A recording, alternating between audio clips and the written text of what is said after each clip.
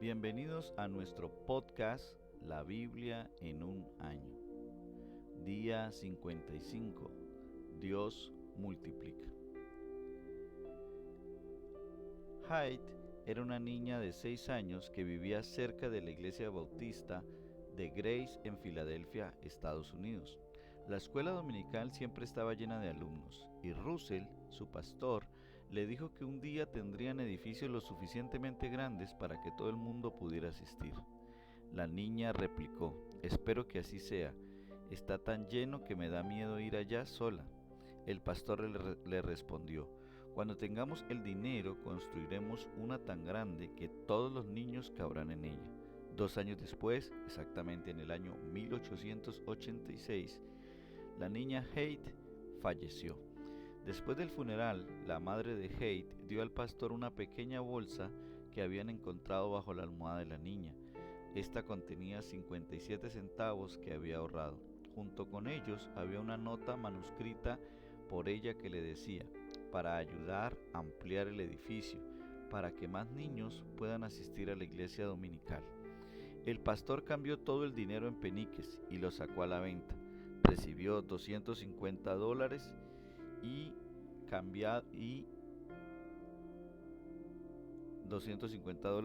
$54 fueron devueltos.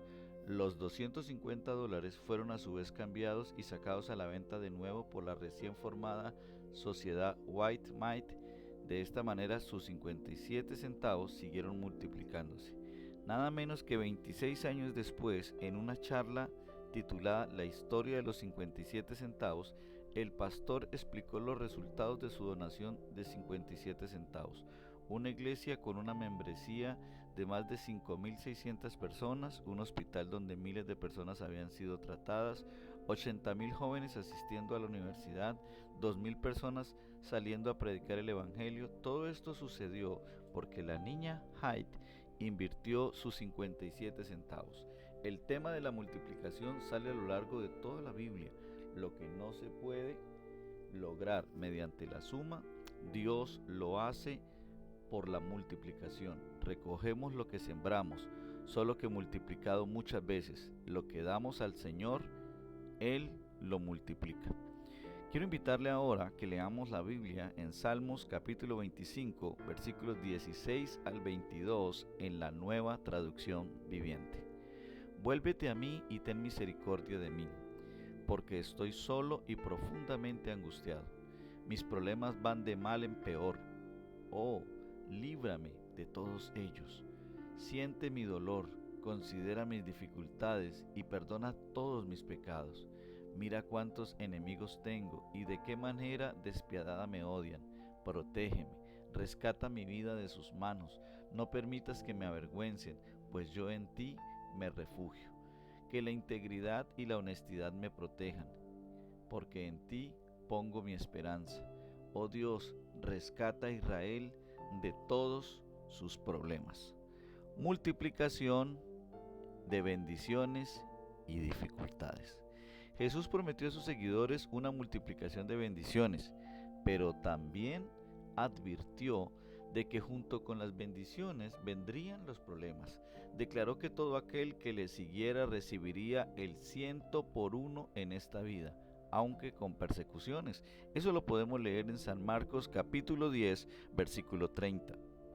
En este salmo, David expresa cómo crecen las angustias de mi corazón. Mira cómo se han multiplicado mis enemigos. Salmo 27, versículos 17 y 19. Él habla de soledad, aflicción, angustia y desazón. Cuando Dios bendice, las dificultades y las persecuciones también tienden a incrementarse. Cualquier tipo de liderazgo conlleva oposición. Cuanto mayor sea la responsabilidad, más se multiplicarán las dificultades y los detractores aumentarán. David ora al Señor pidiendo su ayuda para protegerlo y rescatarlo. Versículo 20. Cuando estés bajo ataque, intenta actuar siempre con integridad, rectitud y fe, como lo enseña el versículo 21. Haz lo correcto sin importar lo que la gente diga o piense. Vamos a orar. Señor, cuando me enfrente a la oposición, ayúdame a hacer lo correcto, sin importar el costo o las consecuencias. Perdóname por las ocasiones donde me he quejado o me he sentido mal, Señor, por la oposición que se me ha presentado. Hoy entiendo que entre mayor sea la responsabilidad que tú me delegas, mayor es la oposición. Vamos ahora a leer la Biblia en San Marcos, capítulo 7, versículo 31, y lo leeremos hasta San Marcos, capítulo 8, versículo 13.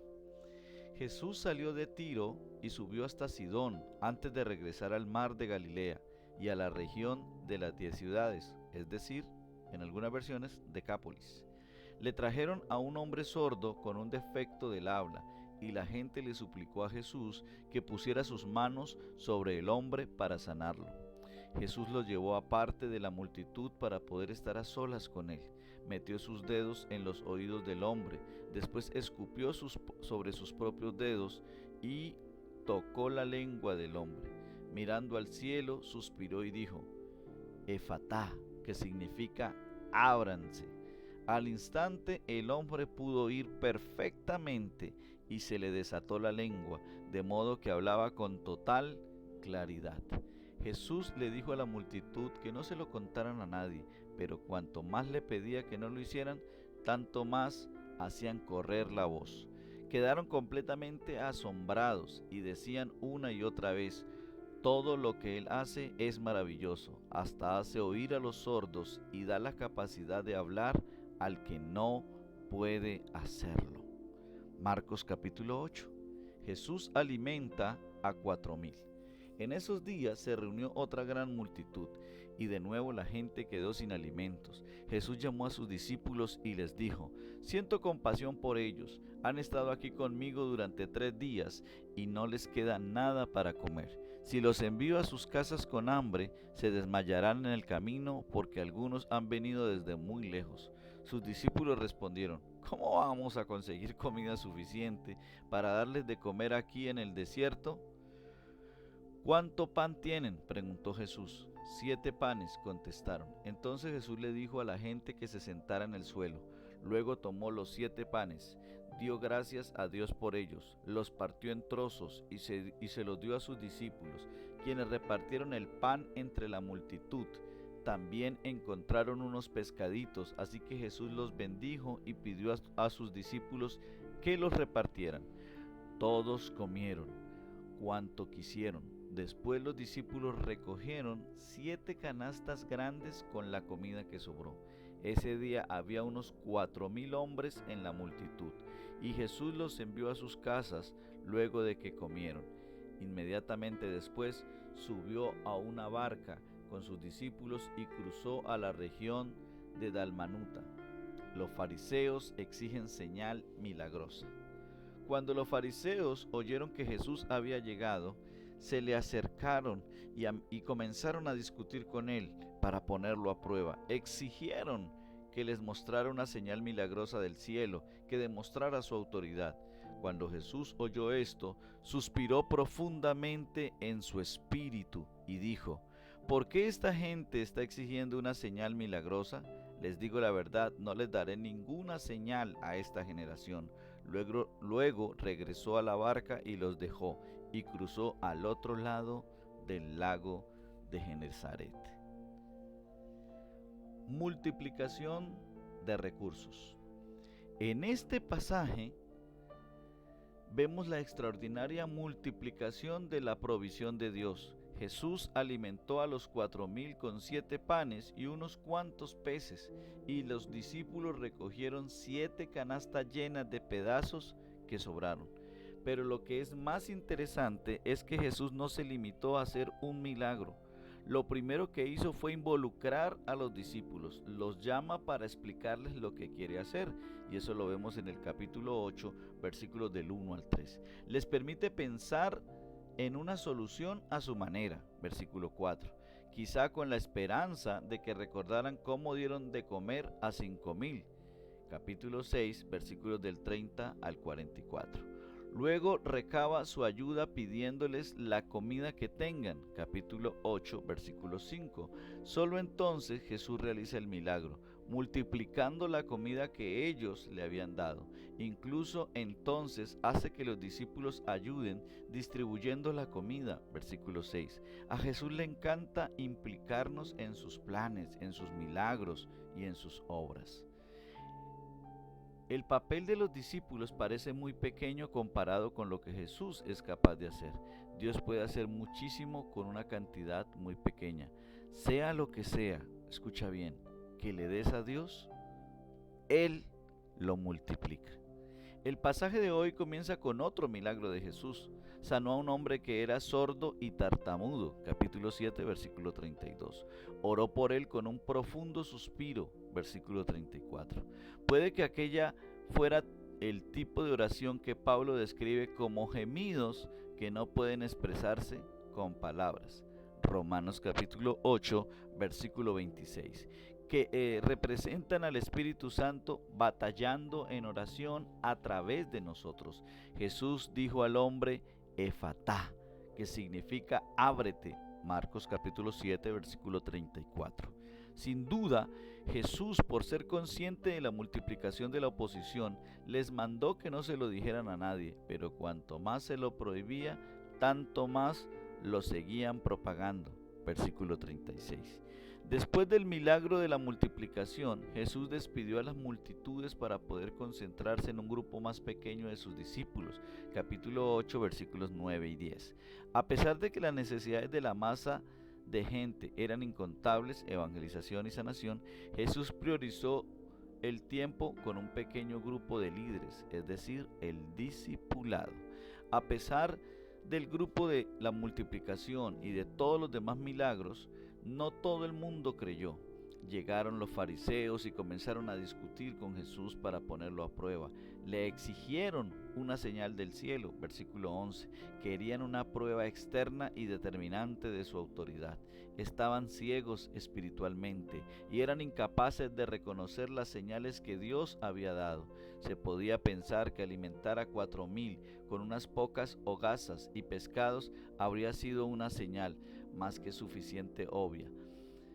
Querían exigir sus propias señales y Jesús se negó a hacerlas.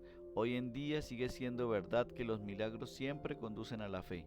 La gente con frecuencia descarta los milagros pensando que tiene que haber otra explicación plausible. Vamos a hacer una oración. Señor, gracias porque me diste mucho en la vida y con lo que me has dado puedes hacer una cantidad enorme, puedes multiplicarlo. Gracias, Señor amado, porque todo lo que multiplicas me permite, Señor amado, verlo, Dios de los cielos. Por lo tanto, hoy te entrego mi vida, mi tiempo y todo lo que yo tengo. Multiplícalos, Señor.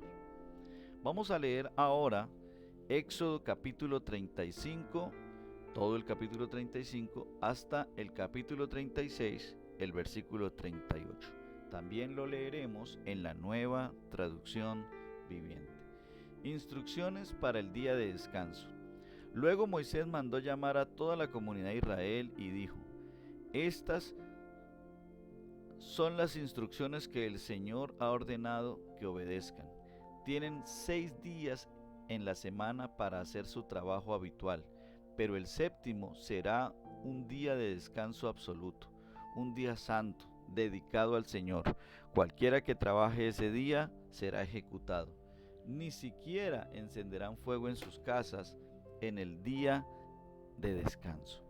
Ofrendas para el tabernáculo. Luego Moisés le dijo a toda la comunidad de Israel: Esto es lo que el Señor ha ordenado.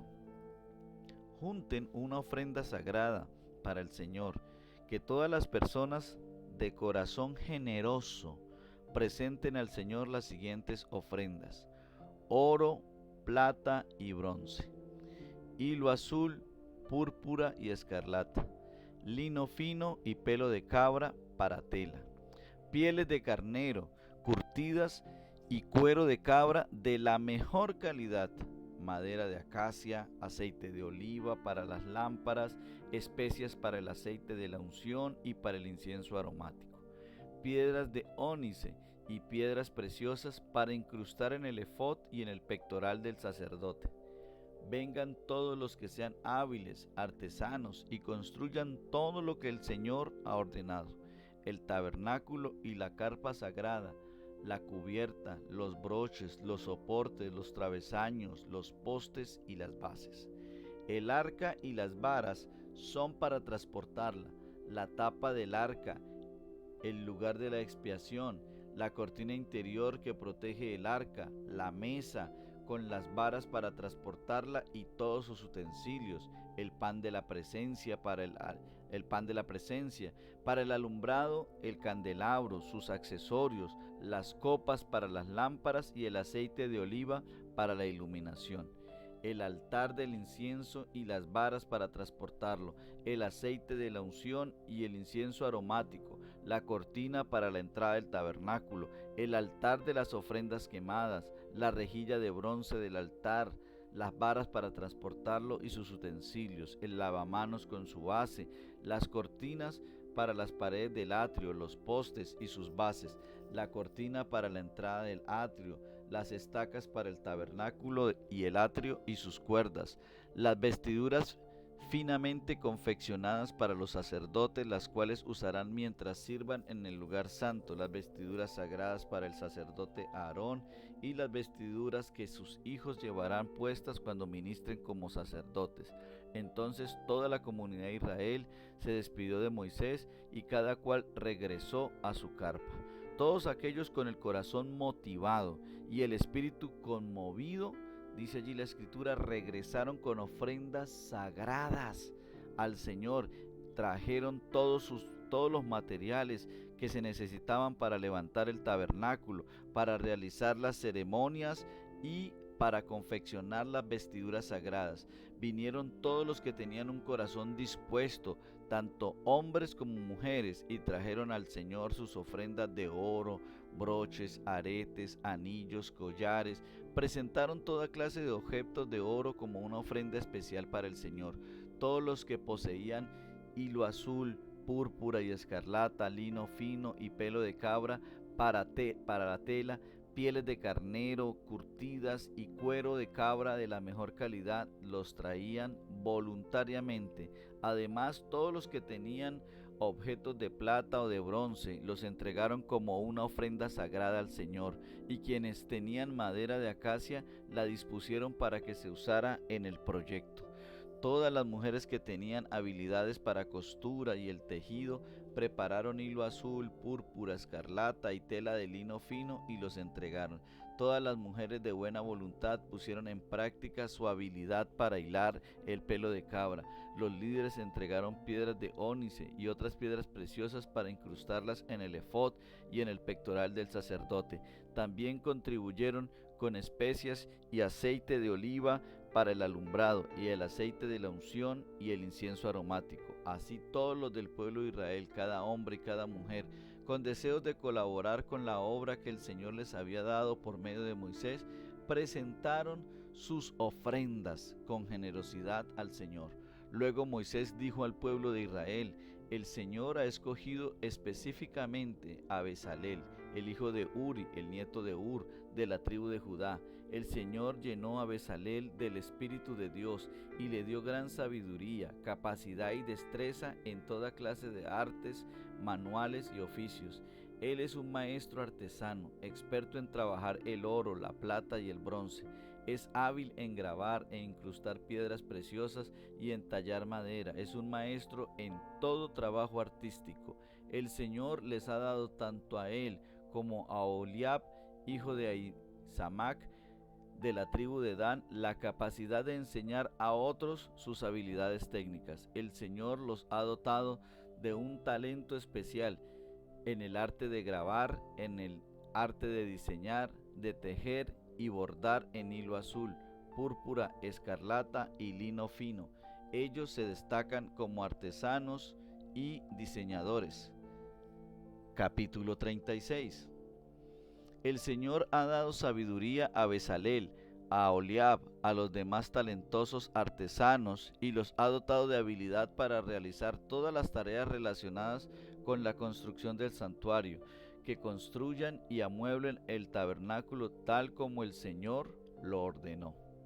Así que Moisés mandó a llamar a Bezalel y a Oliab y a todos los otros a quienes el Señor había dotado de modo especial y que estaban ansiosos por ponerse a trabajar. Moisés les entregó los materiales que el pueblo de Israel había donado como ofrendas sagradas para completar la construcción del santuario. Sin embargo, el pueblo seguía entregando ofrendas adicionales cada mañana. Finalmente, los artesanos que trabajaban en el santuario dejaron su labor, fueron a ver a Moisés y le dijeron: la gente ha dado más de lo necesario para terminar la obra que el Señor nos ha ordenado hacer.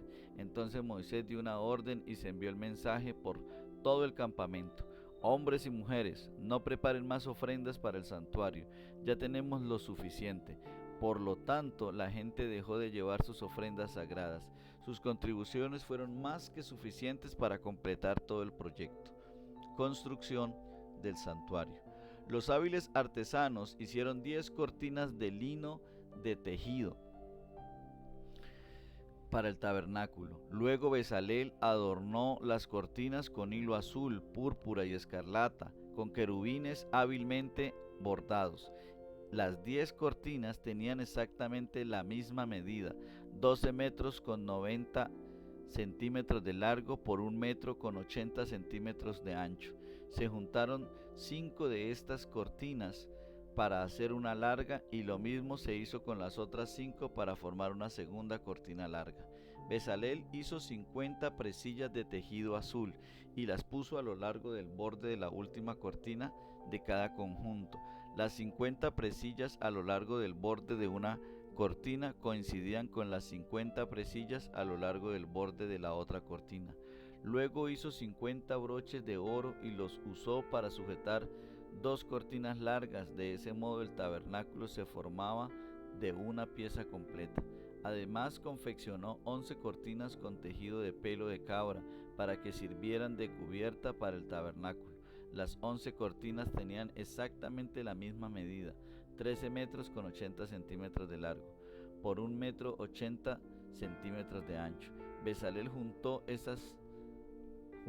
juntó 5 de estas cortinas para formar una larga y luego juntó las otras 6 para formar otra segunda cortina. Hizo 50 presillas para colocar el borde de cada cortina larga y también hizo 50 broches de bronce para enganchar las 2 cortinas largas. De ese modo la cubierta se formaba de una pieza completa. También completó la cubierta con una capa de pieles de carnero curtidas y otra capa de cuero de cabra de la mejor calidad. Para el armazón del tabernáculo, Bezalel construyó soportes de madera de acacia. Cada soporte medía 4 metros con 70 centímetros de alto por 69 centímetros de ancho, y tenía 2 estacas debajo de cada soporte. Todos los soportes eran idénticos. Bezalel construyó 20 de estos soportes para sostener las cortinas del lado sur del tabernáculo. Hizo también 40 bases de plata, 2 bases por cada soporte, y las estacas encajaban firmemente en las bases. Para el lado norte del tabernáculo construyó otros 20 soportes con sus 40 bases de plata, 2 bases por cada soporte. Hizo 6 soportes para cada parte posterior, es decir, el lado occidental del tabernáculo, junto con 2 soportes más para reforzar las esquinas de la parte posterior del tabernáculo. Los soportes de las esquinas estaban emparejados por abajo y firmemente sujetados por arriba con un solo anillo. Esto formaba un solo esquinero. Ambos esquineros se hicieron de la misma manera, así que había 8 soportes en la parte posterior del tabernáculo sobre 16 bases, 2 bases por cada soporte.